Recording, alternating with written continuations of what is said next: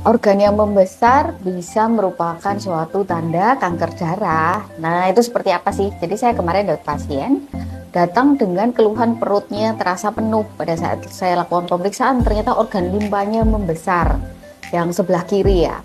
Nah, saya lakukan pemeriksaan USG, kemudian hapusan darah tepi. Ternyata pada pasien ini sel darah putihnya sampai 80.000. Hasilnya seperti ini, disertai dengan adanya anemia, HB-nya turun, sel darah putihnya di atas 80.000, kemudian trombositnya juga meningkat.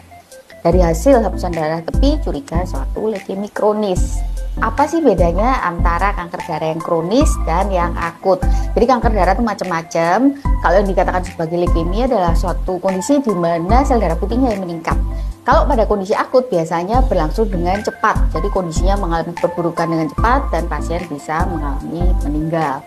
Tapi kalau kronis sifatnya biasanya berjalan perlahan-lahan.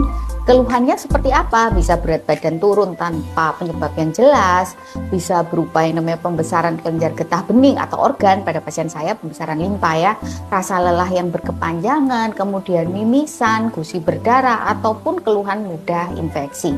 Kalau Anda menemukan gejala seperti itu, jangan lupa segera cekkan ke dokter. Nah, gimana sih saya bisa mencegahnya? Tentunya dengan pola hidup yang sehat. Kita harus olahraga, hindari makanan yang mengandung oksidatif stres yang tinggi. Kemudian usahakan Anda mengkonsumsi antioksidan. Kalau antioksidan yang paling gampang sebetulnya di Indonesia adalah dari golongan kurkumin, karena di Indonesia banyak banget yang namanya kurkumin. Nah, kurkumin ini sudah ada penelitiannya, dan penelitiannya seperti ini, bahwa yang namanya kita konsumsi kurkumin mempunyai efek yang namanya menghambat pertumbuhan sel kanker.